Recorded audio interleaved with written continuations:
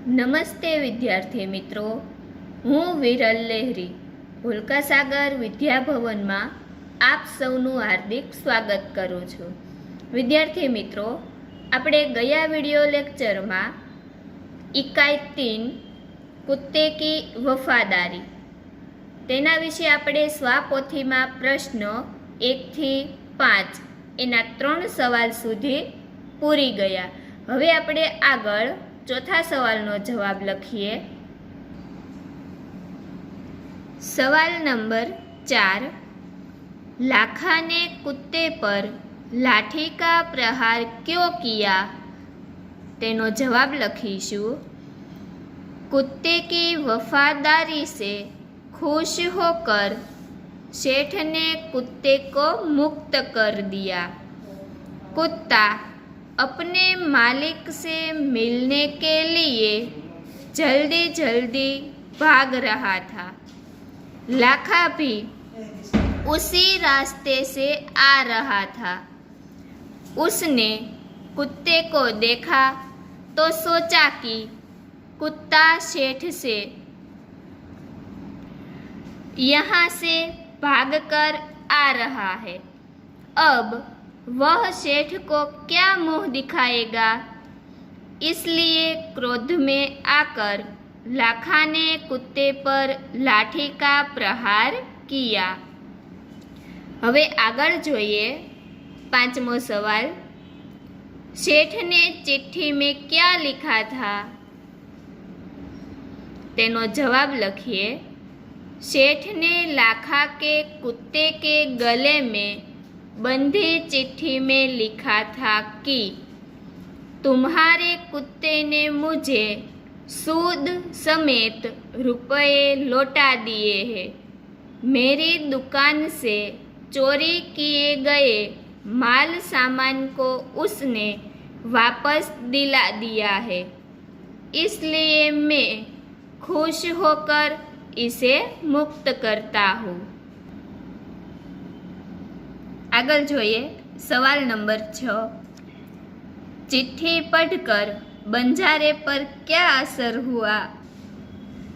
तेनो जवाब लखिए। लाखा ने कुत्ते को बेवफा समझकर उस पर लाठी से प्रहार किया था। उससे कुत्ता मर गया। बाद में लाखा ने कुत्ते के गले में बंधी हुई चिट्ठी पढ़ी। उसमें सेठ ने लिखा था कि तुम्हारे कुत्ते ने मुझे सूद समेत रुपये लौटा दिए हैं। कुत्ते की वफादारी से खुश होकर मैंने उसे मुक्त कर दिया है। चिट्ठी पढ़कर लाखा हक्का बक्का रह गया और उसे अपने किए पर बहुत पछतावा हुआ।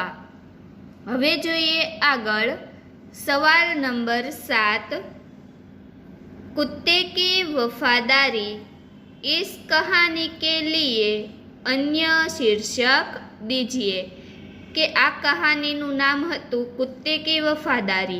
આના જેવા આપણે બીજા કયા શીર્ષક આપી શકીએ તે લખવાનું છે। 1 નંબર આપીને જલ્દબાજી का परिणाम। 2 नंबर आपीने लाखा बंजारा और उसका कुत्ता। 3 नंबर आपीने एक कुत्ते की समाधि। हवे जोइए आगळ प्रश्न 6। निम्नलिखित पात्रों की जानकारी संक्षेप में दीजिए। કે અહીંયા આપણને પાઠમાં આવતા પાત્રનું નામ આપેલું છે, તેના વિશેનું વર્ણન કરવાનું છે। પહેલું છે લાખા, તો આપણે લાખા વિશેનું વર્ણન કરવાનું છે। હવે જવાબમાં લખીએ। लाखा एक बंजारा था।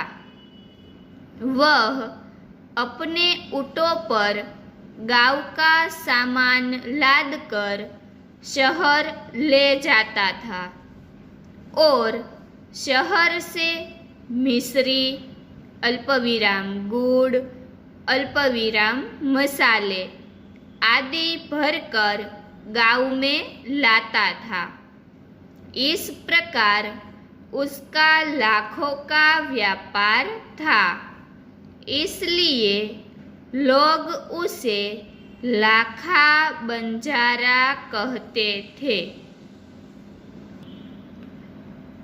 હવે જોઈએ આગળ 17 નંબરના પેજ પર બીજું કે શેઠ।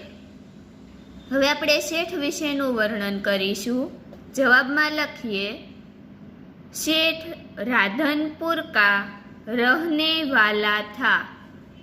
वह दूसरों की वस्तु गिरवी रखकर उन्हें ब्याज पर धन देता था।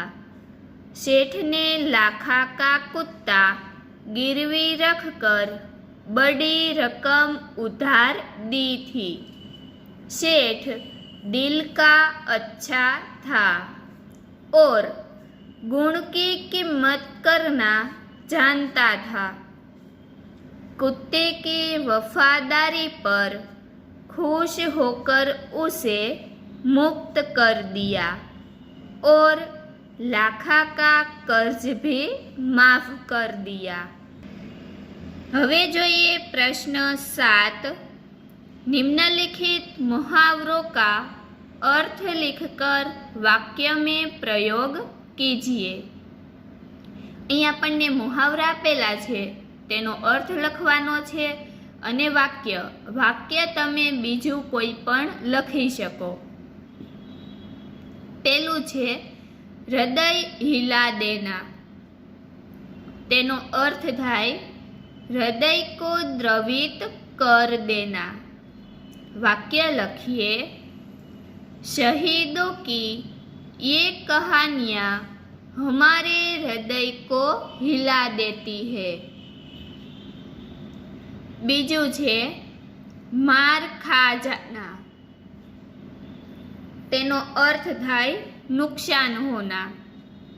वाक्य लखिए, सूखे के कारण किसानों को बहुत मार खानी पड़ी। त्रीजू छे फूटी कोडी न होना। तेनो अर्थ थाय बहुत गरीब होना। वाक्य लखिए, लड़का मिठाई कैसे लेता अल्पविराम उसके पास फूटी कोडी भी नहीं थी। चौथुं लखिए, कोई चारा न होना।